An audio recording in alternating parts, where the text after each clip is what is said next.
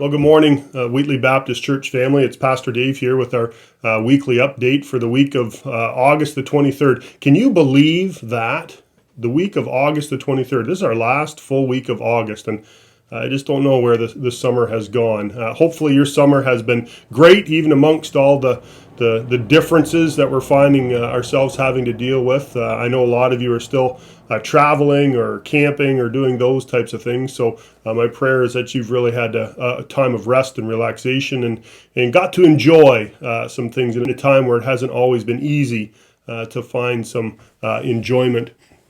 You know, this morning, part of my devotional life is to read a proverb every morning. And so today's the 25th of August. And so today I was reading through Proverbs 25. You know, there's some really important words in there for us, especially going into the season that we find ourselves going into now. You know, the summer's kind of coming to an end and the real world, but the real world in a new normal context seems to be approaching us pretty quickly. I remember when I was a younger person, my mom would tell me all the time not to be snacking before supper. You know, but inevitably, I was a growing boy on the farm. The hunger pains would kind of get the best of me, and so I'd have a snack, and then later on, as I was kind of picking through my dinner rather than eating it like I was supposed to, my mom would always say those dreaded words to a young person, "Hey, I told you so." You know, this proverb this morning made me think about the "I told you so's." You know, in God's loving and infinite wisdom, we don't have capacity to understand the wisdom that God has for us, but he speaks to us specifically about how to navigate life. And that's what I love about reading these proverbs every morning. There's so much wisdom here about how I can navigate through this. And if you read Proverbs 25, and I would suggest that you do that if you haven't done that in quite some time, there's solid wisdom. There's very applicable wisdom here that kind of helps us avoid these "I told you so" moments. You know, one of the underlying things that just came out to me as I was reading through this is this idea that doing what is right is going to require us to get rid of everything that's not right in our hearts. Can I say that again? Doing what is right is going to require us to get rid of everything that is not right in our heart. It's important to understand that, because before we can apply the wisdom that you would find here in Proverbs 25, we have to check our own hearts. You can see actually in verses 4 and 5 here, it says, "Remove the impurities from silver, and the sterling will be ready for the silversmith." Like I said, doing what is right requires us to get rid of everything that's not right in our hearts. And you know, to get our hearts in the right place, it's important that we ask Jesus to be a part of that, to soften our hearts and to rid us of things like unforgiveness and unbelief, bitterness. You know, those things just cause barriers. We've talked about this before.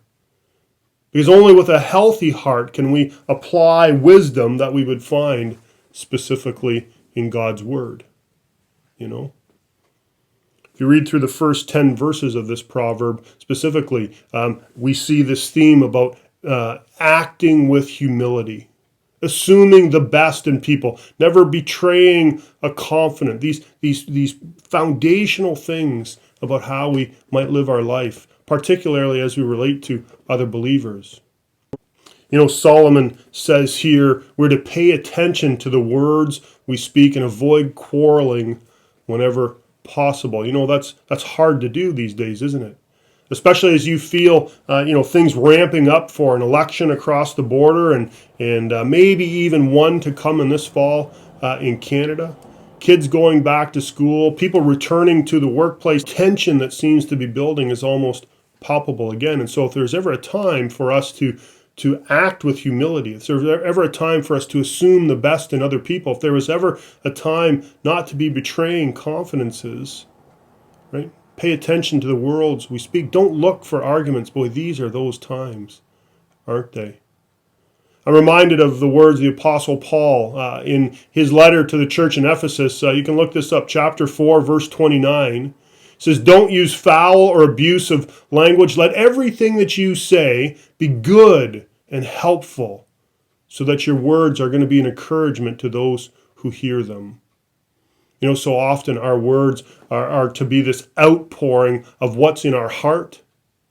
And if what's in our heart is pure, and if what's in our heart is clean, if we want to do what's right, then we'll need our heart to be right too, won't we? Because then as we obey God's wisdom that we find here, we start to see things change spiritually in our own lives and practically too, because we're growing closer to God, and undoubtedly we're going to grow closer to each other too. So here's some encouragement for you this week. Read through Proverbs 25. Is there something that speaks to you there like it spoke to me this morning? And maybe do it through this filter. When's the last time you checked your heart? Bring Jesus into that process. Ask Jesus to reveal, is there bitterness? Is there unforgiveness? Is there unbelief? Is there some barrier between me and you, Lord? That barrier takes up space in our heart that could be filled with more Jesus. And I promise you, that's going to be better all the way around. I'll leave that with you for this week. I do have just a couple announcements to share with you for the week as well. This past Sunday, we had our first in-person worship service. Great experience. It was a different experience for sure, but it was so wonderful to have us. We had about 30 people share with us, though we were gathered together, socially distant.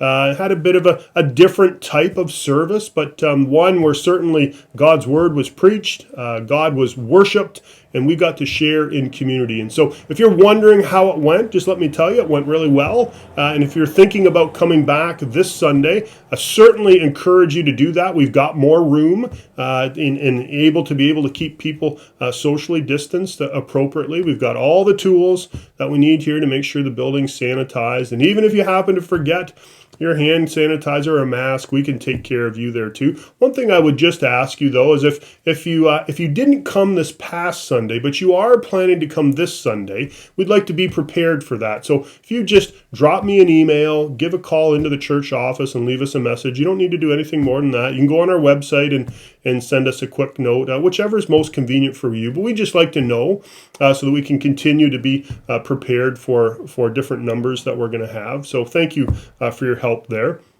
I also mentioned during the announcements in the service that our Bible study resumes this week. I just want to remind you there is a time change, so that's going to begin at 7 p.m.